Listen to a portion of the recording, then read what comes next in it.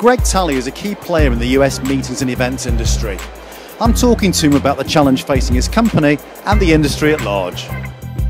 Hi Greg, great to see you. First of all, tell us a bit about your company. Well, we've been around 27 years, and we're one of those kind of combination firms that everyone says, where are the lines? We're an AMC, we're a PCO, and we do consulting work. So a little bit of everything. We do full service association management for US-based national associations and then international associations.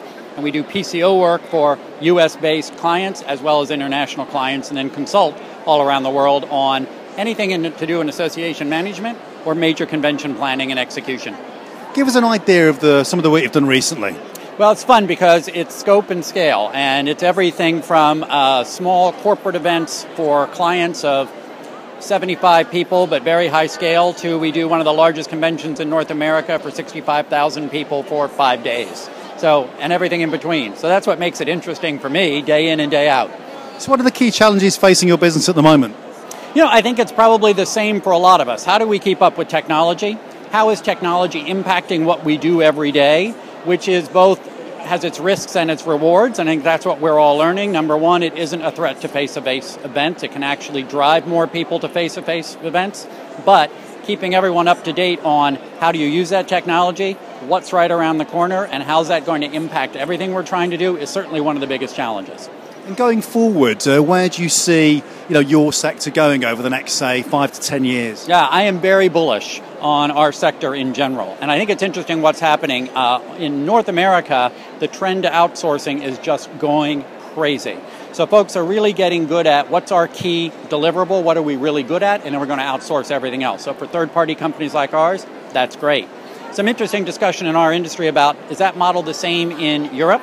Or is that changing a little differently where we see more of the big standalone associations pulling more of what they may have been outsourcing previously in-house? So an interesting discussion about how are you selling your value? And if you're just doing commodity work, you are a commodity, and that'll be brought in-house. You have to be strategic, you have to deliver value, and you better figure that out, or you're a commodity. And do you think that people have got over this idea that meetings are a jolly and don't deliver any value? Do you think that's now in the past, or do you think people have still got to be very, very careful? I think you still have to be careful, and I think that's still how we talk about our industry and how we deliver value. And I think one of our challenges is we focused on numbers for too long. I understand why we had to talk about economic value, why we have to talk about jobs, why we have to talk about taxes, but we better start talking about what else we deliver in that face-to-face environment and why that's so important, because it's more than just numbers, right? We're transferring knowledge. We're delivering messaging in a key way that you can only do face-to-face.